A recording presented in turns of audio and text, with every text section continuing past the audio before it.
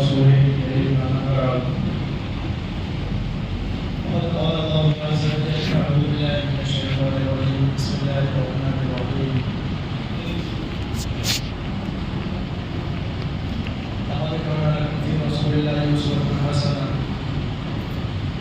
قال النبي عن عبد الله بن عمر رضي الله عنه عن النبي صلى الله عليه وآله وسلم قال ألا كلكم راع وكلكم مسؤول عن رعيته فالأمير الذي على الناس راع وهو مسؤول عنه والرجل راع على أهل بيته وهو مسؤول عنهم والمرأة راعية على بيت بعلها وولده وهو مسؤول عنه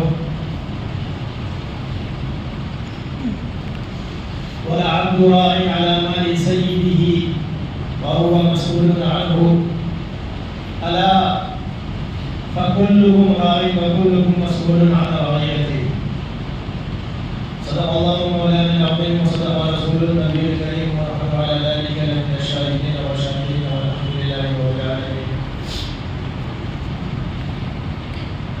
میرے محترم بزرگوں، نوجوان دوستوں اور عزیز بچوں، جو موضوع چل رہا تھا نکاح کے بعد جوائنٹ فیملی میں کیسے رہنا ہے اور فیملی سے الگ اگر رہنا پڑے تو کیسے رہنا ہے، بیوی کا حق کیا ہے، بچوں کا حق کیا ہے، اس میں باتیں آئی تھی جوائنٹ فیملی کے اوپر پچھلے جمعہ بیان کیا گیا تھا۔ اب اگر بیوی یہ کہے کہ نہیں مجھے تو الگ رہنا ہے، آپ الگ رکھنا چاہتے ہیں جیسا کہ آج کا ماحول ہے، تو پھر ہمیں کس طریقے سے رہنا ہے، یہ باتیں ہوں گی انشاءاللہ۔ ویسے جو مہینہ شروع ہوا ہے ربیع الاول کا، اس موضوع کے اوپر بھی باتیں ہونی ضروری ہے کہ پیارے آقا جناب محمد رسول اللہ صلی اللہ علیہ وآلہ وسلم اس ماہ میں تشریف لائے۔ انشاءاللہ یہ موضوع جو چل رہا ہے پورا ہونے کے بعد پھر اس موضوع پر بیان کیا جائے گا۔ ابھی جو موضوع چل رہا ہے اس کا پورا کرنا لازمی ضروری ہے، اور اسی سلسلے میں نے ایک حدیث پڑھی ہے۔ عام طور سے لوگ یہ سمجھتے ہیں، لوگوں کے ذہن میں یہ بات ہے کہ ہم دین سیکھیں اور دوسروں کو سکھائیں، عام طور سے یہ بات ہوتی ہے۔ اب اس کا نتیجہ کیا نکلتا ہے کہ لوگ کچھ دین کی باتیں سیکھ لیتے ہیں، پورا عمل خود بھی نہیں کر پاتے، اور پھر یہ ہوتا ہے کہ وہ باہر جا کر لوگوں کو سکھانا شروع کر دیتے ہیں۔ گھر میں بے دینی کا ماحول ویسے بنا ہوا ہوتا ہے، گھر والوں کو دور دور تک دین کا کچھ پتہ نہیں ہوتا، اور وہ یہ سوچتے ہیں کہ ہم دین کا کام کر رہے ہیں۔ حالانکہ آپ تاریخ اٹھا کر دیکھیں، حدیث کی کتابیں اٹھا کر دیکھیں تو رسول اللہ صلی اللہ علیہ وسلم نے سب سے پہلے جو دعوت دی ہے وہ اپنے گھر والوں کو، سب سے پہلی جو فکر کی ہے وہ اپنے گھر والوں کی، بعد میں محلے گاؤں والوں کی، شہر والوں کی، پھر پوری دنیا کی۔ یہ طریقہ ہے کام کرنے کا، ایک بات۔ دوسری چیز کیا ہے کہ یہ ذہن میں بات آ جاتی ہے کہ ہمیں دین کی باتیں معلوم ہو گئی تو ہم ذمہ دار ہو گئے، اب لوگوں تک پہنچانا ہے۔ تو اس حدیث میں صاف طور سے یہ بیان کیا گیا، یہ بتایا گیا کہ کون کس کا ذمہ دار ہے۔ الا، یہ لفظ الا جو ہے عربی میں خبردار کرنے کے لیے آتا ہے۔ جو عربی داں حضرات ہیں شاید ان کو پتا ہو، لفظ الا اگر آیا تو اس کا مطلب یہ ہوتا ہے کہ ہوشیار ہو جاؤ۔ ہم کہتے ہیں نا خبردار، کہتے ہیں نا کوئی بات ہوتی ہے کہتے ہیں نا خبردار، بالکل ایسا نہیں ہے. یہ کہتے ہیں پہلے خبردار کرتے پھر آگے جو کہنا ہے وہ بات کہتے ہیں. اسی طریقے سے عربی کا محاورہ ہے. عربی میں یہ بولا جاتا ہے، کہا جاتا ہے کہ الا خبردار، ہوشیار ہو جاؤ. کیا؟ کلکم راع وکلکم مسئول عن رعیتہ، تم میں سے ہر شخص ذمہ دار ہے اور ہر شخص سے اس کے ماتحت کے بارے میں سوال کیا جائے گا. آخرت کی ہمیں فکر نہیں ہوتی، ہم سوچتے ہیں یہ دنیا ہے جو کر اللہ معاف کرنے والا ہے. حالانکہ آگے بہت بڑی گھاٹی آنے والی ہے جہاں پہ اچھے اچھے پھنسیں گے. روزے محشر اچھے اچھے لوگ پھنسیں گے. تو اس حدیث میں یہ بتایا گیا، حضرت عبداللہ ابن عمر رضی اللہ عنہ روایت کرتے ہیں رسول اللہ صلی اللہ علیہ وسلم سے کہ خبردار، ہوشیار ہو جاؤ، تم میں سے ہر شخص اپنے ماتحت کا ذمہ دار ہے. پھر آگے تفصیل بھی بتائی، پبلک ہے، عوام ہے، اس کا ذمہ دار کون ہے. تو فرمایا کہ فالامیر الذی علی الناس راع، کہ عوام کا ذمہ دار اس کا بادشاہ ہے، اس کا امیر ہے. وَهُوَ مَسْئُولٌ عَنْهُ، اور اس پبلک کے بارے میں، عوام کے بارے میں بادشاہ سے پوچھا جائے گا. آگے پھر وضاحت فرمائی کہ وَالرَّجُلُ رَاعٍ عَلَىٰ أَهْلِ بَيْتِهِ، کہ مرد اپنے گھر والوں پر نگہبان ہے، اس کا ذمہ دار ہے. وَهُوَ مَسْئُولٌ عَنْهُمْ، اور اس سے ان کے بارے میں سوال کیا جائے گا. مرد سے اس کی بیوی اور اس کے بچے کے بارے میں پوچھا جائے گا. آگے اور وضاحت فرمائی وَالْمَرْأَةُ رَاعِيَةٌ عَلَىٰ بَيْتِ بَعْلِهَا وَوَلَدِهِ، مرد اپنے گھر پر ذمہ دار، عورت کے بارے میں بتایا کہ یہ اپنے شوہر کی امانت، عزت، عفت، شوہر کے مال، شوہر کے گھر اور شوہر کے جو بچے ہیں اس کی ذمہ دار ہے. اور ان عورتوں سے ان کے بارے میں سوال کیا جائے گا کہ تمہاری عزت تمہارے شوہر کی امانت تھی، کہیں تم نے اس میں خیانت نہیں کی. تمہارے شوہر کے جو بچے تمہارے پاس تھے اس کا تم نے کیا حق ادا کیا؟ تمہارے شوہر کا جو مال تمہارے پاس تھا تم نے اس کا کیا حق ادا کیا؟ اب اس کے آگے پھر فرمایا کہ وَالْعَبْدُ رَاعٍ عَلَىٰ مَالِ سَيِّدِهِ، کہ غلام اپنے آقا کے نوکر اپنے مالک کے سامان اور ان کی چیزوں پر نگہبان ہے اور اس سے اس کے بارے میں سوال کیا جائے گا. پھر آگے فرمایا الا خبردار ہو جاؤ فَكُلُّكُمْ رَاعٍ وَكُلُّكُمْ مَسْئُولٌ عَنْ رَعِيَّتِهِ، کہ تم نے کہا ہر شخص ذمہ دار ہے اور ہر شخص سے اس کے ماتحت کے بارے میں سوال کیا جائے گا. اب ہر شخص ذمہ دار ہے، بات سمجھ میں آ گئی پوری وضاحت کے ساتھ میں. اب آگے چلیں ذمہ داری والی بات. یہ تو بات سمجھ میں آ گئی کہ حدیث میں ہمیں یہ بتایا گیا کہ ہر شخص ذمہ دار ہے. اب اس ذمہ داری کو نبھایا کیسے جائے، اس کا کیا طریقہ ہے، یہ میں نے آپ کو جوائنٹ فیملی الگ الگ طریقے سے ہم نے بتایا. آپ کو جوائنٹ فیملی پچھلے جمعہ بتایا تھا. اب اگر الگ سے بیوی کو لے کر کے رکھتے ہیں بچے کے ساتھ میں، اب ہم کیا کریں؟ تو اس کا ایک تو یہ طریقہ ہے کہ آپ اپنے گھر میں اینڈرائڈ پیس موبائل نہ رکھیں.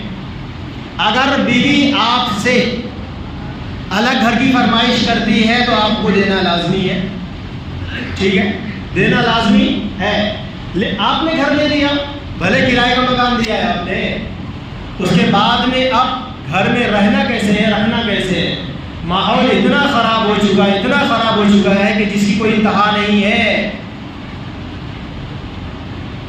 اب گھر کے اندر میں سب سے پہلا کام یہ کریں کہ اینڈرائڈ پیس موبائل نہ رکھیں.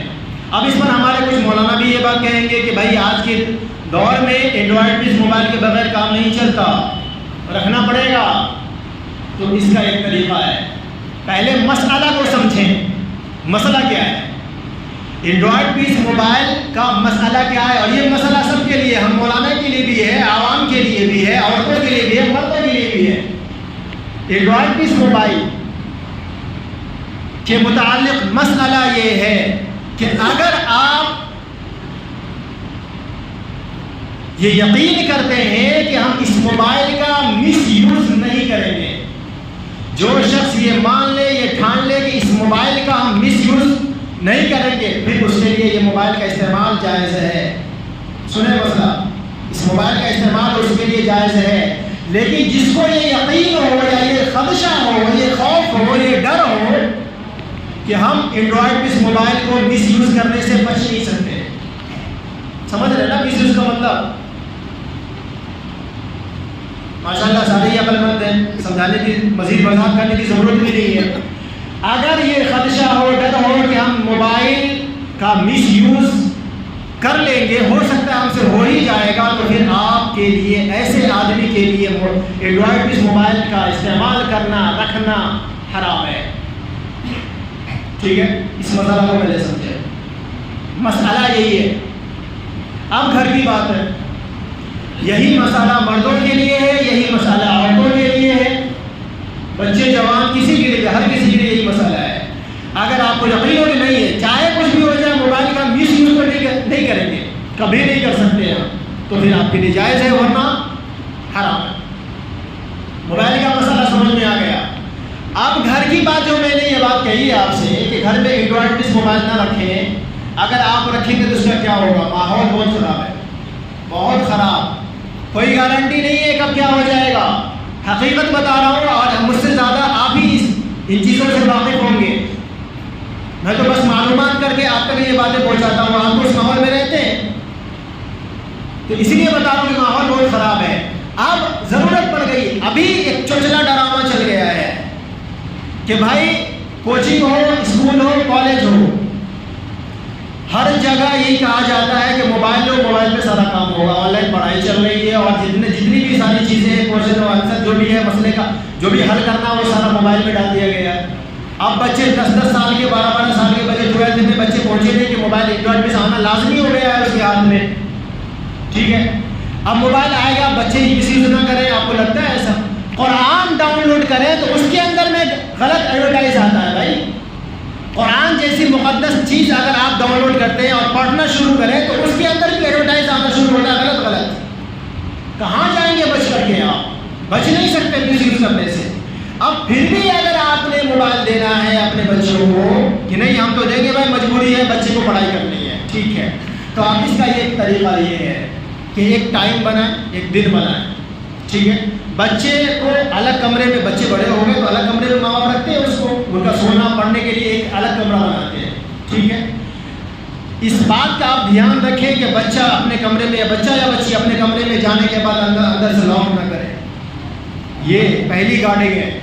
میرا بیٹا یا میری بیٹی اپنے کمرے میں گئی ہے، پڑھ رہی ہے، لکھ رہی ہے، سو رہی ہے، کچھ بھی کر رہی ہے، روم اندر سے لاک نہیں ہونا چاہیے۔ اگر لاک ہوا تو آپ سوال اٹھائیں، کیوں لاک ہوا بھائی؟ آپ کا روم اندر سے لاک کیوں ہے؟ لاک نہیں ہونا چاہیے، پہلی چیز۔ دوسری چیز کہ آپ گاہے بگاہے اچانک میں موبائل میں چیک بھی کرتے ہیں، موبائل چیک کریں اچانک۔ اگر موبائل دینا ہے آپ کو، اور دیں گے، میں سمجھتا ہوں لوگ مانیں گے اس بات کو، دینا ہے دیں گے، تو پھر موبائل اس طریقے سے آپ چیک کریں، ہفتے میں کم سے کم ایک دن تو موبائل چیک ضرور ہونا چاہیے۔ ہر بچے کی ہر ایکٹیویٹی پہ نگاہ ہونی چاہیے، یہاں تک کہ اگر ہم نے اپنے بچے کو اسکول یا کالج یا کوچنگ بھیج دیا ہے تو جو گھنٹہ، 1 گھنٹہ یا 3 گھنٹے کا جو بھی ٹائم ہے، اس ٹائم میں کم سے کم ایک دفعہ فون لازمی کرنا ہے کہ بھائی ہمارا بچہ جو کوچنگ گیا ہے وہ کوچنگ میں ہے بھی یا نہیں ہے، اسکول کالج جو گیا ہے وہ اسکول کالج میں ہے بھی یا نہیں ہے، اٹینڈنس بولتے ہیں، حاضری بن بھی رہی ہے کہ نہیں، ایسا تو نہیں گیا حاضری دے دیا اور کٹی مار دیا وہاں سے۔ یہ ذمہ داری اتنی آسان چیز نہیں ہے، صرف کما لینا پیسے اور جو ہے بچوں کو لا کے کھلا دینا، بچے کی فرمائش پوری کر دینا، من پسند کپڑا پہنا دیا، من پسند گھر دے دیا، من پسند کھانا کھلا دیا، اس کو ذمہ داری نہیں کہتے۔ یہ تو جانور بھی کرتے ہیں نا، جانور بھی اتنا کر لیتے ہیں۔ ہر انسان ذمہ دار ہے، اور اگر اپنے گھر میں ٹی وی کی تو خیر بات ہی نہیں ہے، موبائل کے بارے میں نے کہا جب موبائل نہیں رکھنا تو ٹی وی کہاں سے رکھیں، اور سسرال کی جہاں تک بات ہے نا، بچے کے نانی کے یہاں کی بات، تو نانی کے یہاں اگر فلمی ماحول ہو تو آپ اپنے بچے کو وہاں بھیجیں، پیار محبت سے بیوی کو سمجھائیں گے تم چلی جاؤ گی، میرا دل نہیں لگے گا، 10 طرح کی باتیں ہیں، بہانہ ہے، سمجھائیں اسے روکیں، اگر پھر بھی نہ مانے تو زبردستی روکیں۔ لیکن اگر ٹی وی کا ماحول ہے نانی کے یہاں تو ہرگز نانیال بچے کو نہ بھیجیں، ورنہ آپ کے بچے کو بگڑنے سے کوئی روک نہیں سکتا، کوئی روک نہیں سکتا۔ ایک اچھا ماحول، ایک اچھا معاشرہ، ایک اچھی سوسائٹی تبھی آ سکتی ہے جب ہم اچھے ذمہ دار بنیں۔ جب ہم ذمہ دار باپ بنیں گے تو ایک اچھی فیملی ہم کو ملے گی، فیملی اچھی ملے گی، بنے گی، اور جب ہماری اگر فیملی اچھی بن گئی تو ماحول اچھا بن گیا آٹومیٹک۔ ہر کسی کا اثر تو پڑتا ہے نا، وہ کہتے ہیں نا کہ ایک بے نمازی آدمی کی نحوست 70 گھروں پر پڑتی ہے بھائی۔ تو جب ایک آدمی بے نمازی ہے اور اس کی نحوست اس کے قرب و جوار کے 70 گھروں پر پڑ سکتی ہے، تو ایک آدمی جو فاسق اور فاجر ہو، اس کی نحوست، جو شرابی کبابی زانی ہو، اس کی نحوست کتنے گھروں پر پڑے گی؟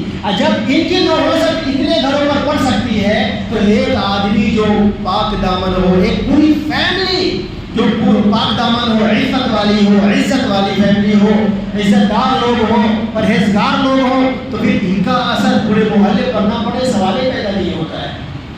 تو اگر اچھا ماحول بنانا چاہتے ہیں اور عزت و پاک دامنی عفت کی زندگی گزارنا چاہتے ہیں، سکون چاہتے ہیں زندگی میں، تو آپ کو اسلام پر آنا ہی پڑے گا، ذمہ دار باپ، ذمہ دار مرد آپ کو بننا ہی پڑے گا، بغیر اس کے کوئی چارہ نہیں ہے۔ تو اگر ہم نے فیملی کو الگ رکھنا ہے ماں باپ سے، کرائے میں رکھنا ہے، کہیں بھی الگ رکھنا ہے، ایک الگ فیملی، اپنے الگ زندگی گزارنی ہے اپنے بال بچوں کے ساتھ میں، تو اس ذمہ داری پر ضرور عمل کریں، اس ذمہ داری کو ضرور نبھائیں، ان چیزوں پر ضرور عمل کریں، انشاءاللہ پھر اس سے سکون آئے گا اور اچھی زندگی ملے گی، ورنہ پھر اللہ ہی خیر کرے۔ اللہ صحیح سمجھ کے توفیق عطا فرمائے۔ سبحان اللہ و بحمدہ، سبحان اللہ و بحمدہ، اشہد ان لا الہ الا انت، استغفرک و اتوب الیک۔